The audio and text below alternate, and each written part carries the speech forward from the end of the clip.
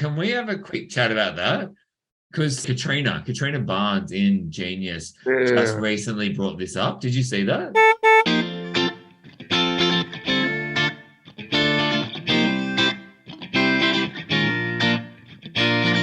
I had to re-sit and be reevaluated on getting my license post-stroke. It was probably like closer to a year and a half to 2 years. How is your physical and sensory capacities? How does that impact your capacity to drive? I got my elbows at the age of early, and I'm too old now. The age of early. I just keep that hush hush. I got you, brother. I got you, brother. Sat the hours test, and I had to do an eye test. There was like spotted lights and stuff. Yeah, all that stuff. You said I passed it. I'm pretty sure just. So at the time I was really confident I could do it, but later on after I'd done some early lessons, I wasn't as confident. Like because when I'm looking straight at the screen, it's my lateral inferior corner of my eye that I can't see. Shoot. You have to beat that as well. Sorry. So good. I got you. So like if I had only one eye, Yeah. I could see out. I would have to rotate my head naturally, but because I've got a lazy eye, there's no compensation.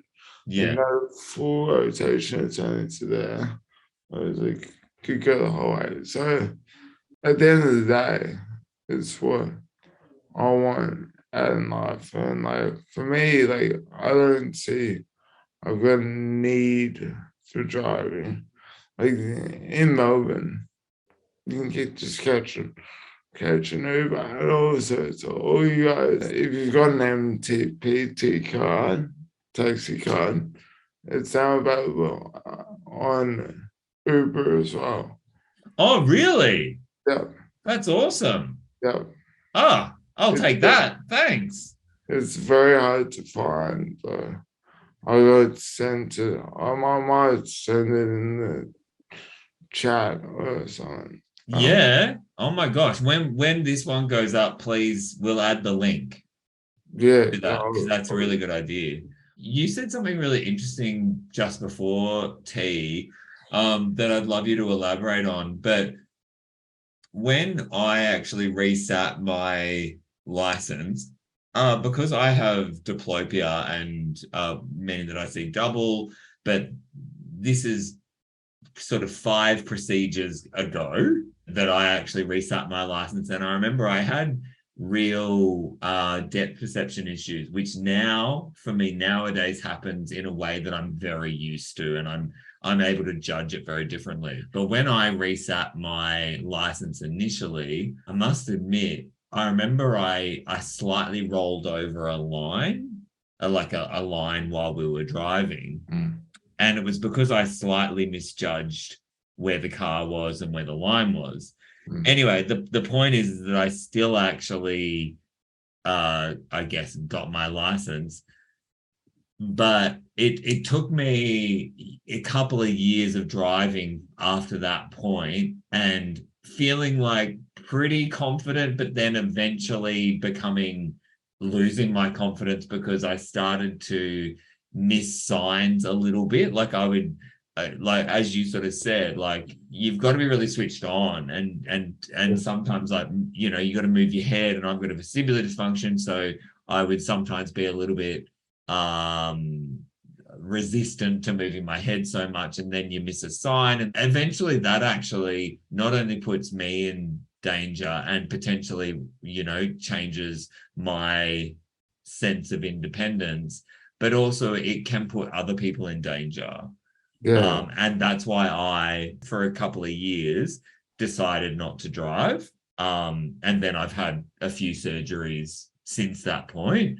So I do drive now, and I'm really confident in that. But there was a time where I had to make the decision myself, but it took me a really long time to do that. I'm just wondering what your thoughts are. Like, yeah, I know that once you have that independence, well, actually, I don't really know it in driving sense, but in other senses, like I can understand once you have independence, it's very hard to, you don't want to take it away from you. So like at the end of the day, you've got to take someone else's life into account. And do you really want to do that is the question. And there's always another way. That's my 2 cents. No, I love that. I love that. I think, I hear what you're saying. And I think, as you said, Tommy, the most important thing is to think about the bigger picture. Yeah. I no more to say on that. Well, Tommy and I now want to hear from you about your experience with independence, if that involves driving, or catching public transport, or getting around in a way that you feel autonomous and able to do so. We want to know, what is your experience of independence? How do you face those challenges, and how do you get over those obstacles? Let us know in the comments below.